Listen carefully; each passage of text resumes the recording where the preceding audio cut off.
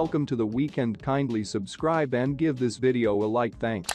Donald Trump's mafia is starting to disintegrate. His ill-conceived administration not just adversely changed the nation and uncovered what was stowed away from the American individuals for over 40 years. Exist any more Republican Party, the once grand old party, does not exist. Today, the individuals who called themselves Republicans have searched for a pioneer like Trump for quite a long time.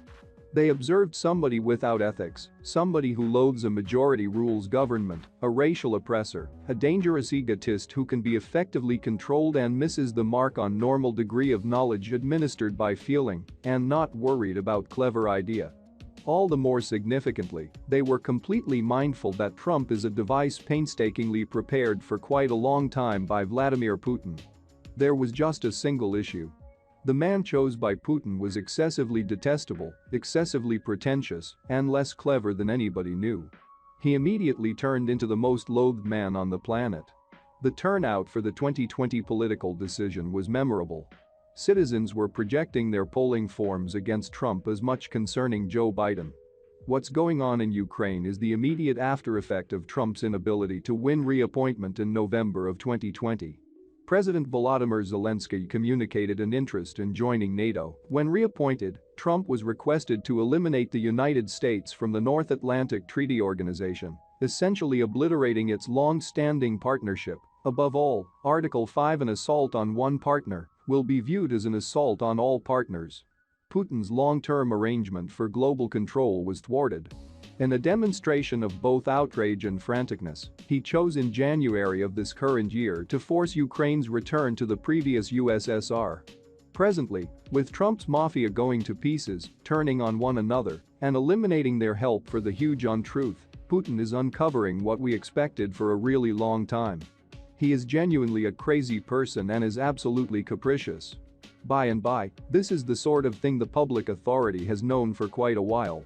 Trump's ill-conceived administration was the achievement of an arrangement made by Putin in 1987 and concluded in Moscow in 2013. Trump followed Putin's requests precisely. In the first place, he partitioned the nation's kin. Second, he constructed his own mafia armed force, a Gestapo, made out of neo-Nazis and other disdained bunches who esteem their weapons and bigoted convictions more than human existence. Third, Trump followed Adolf Hitler's way of thinking of life frequently enough, and individuals will ultimately acknowledge them as truth. He estranged the United States' nearest and most established and longest partners deliberately and kept up with associations with Kim Jong-un, Saudi Crown Prince, Mohammed Canister Salman, and obviously his guide, Putin. Cutting off friendships with center individuals from NATO was in anticipation of Trump's subsequent term. Eliminating America's investment in the association, which has forestalled a third universal battle for over 75 years, would change the power elements all through the world. An all the more impressive nation could attack any country, and heads of different countries in the space would be expected to settle on a genuine and tough choice. Trump's circle has been broken, and assuming two regulations are implemented, Trump won't be permitted to campaign for office once more. He disheartened his controller, and the world is paying the price. Ukraine is only the start. Opinion piece by James Turnage. Sources: The Daily Beast. Donald Trump can't stop whining about his failing social media app by Adam Ronsley and Asawin Suebsing. The Daily Beast. Roger Stone distances himself from Stop the Steal and Insurrection after WAPO documentary Bombshell by Jose Pagliari featured, and top image courtesy of Radio TV Ibs Liberties Flickr page Creative Commons license. Inset image courtesy of Anna Beswick's Flickr page Creative Commons license. In the meantime, elsewhere in the world, Trump's chance as the head of the US has just sped up the complete implosion of our reality request, and presently he's at the point when the world is watching a terrible conflict unfurl directly in front of us in Europe. One could expect that a proper discourse given by a previous leader of the United States would be a not-kidding conversation of world occasions. Also assuming it was a previous president who was plainly planned after running again apparently to be basic.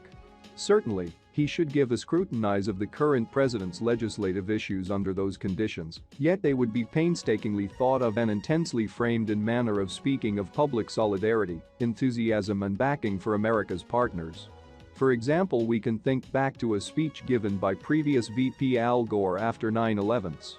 The political decision results the earlier year were exceptionally questionable, and there was broad expectation that Gore could run again in a rematch in 2004. Be that as it may, past communicating support for President George W. Bush in the prompt result, Gore hung tight for quite some time prior to giving any drawn-out comments.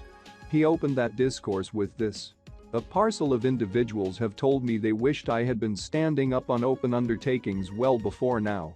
However, in the outcome of an exceptionally troublesome political decision, I figured it would be clumsy to do as such and potentially harming to the country." And afterward came September 11th. Of the Afghanistan activity and proclaim his dependability to the country in the war on terror, which appeared to be expected in those first months.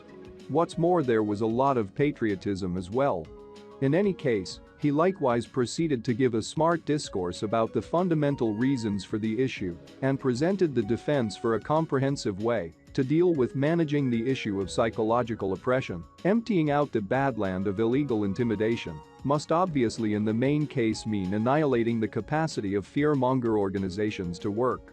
In any case, evaporating it at its source should likewise mean depleting the spring of outrage that underlies psychological warfare, outrage that enflames the hearts of such countless young fellows and makes them willing, committed initiates for dread. Outrage at apparent recorded treacheries, including a mass memory all through the Islamic universe of past magnificence and later hundreds of years of decline and mistreatment on account of the West. Like it or disdain it, it was a calm, keen discourse by the man a greater part of Americans had casted a ballot to be president at that point. There were no jokes, no crying about the lost political decision, no abuses.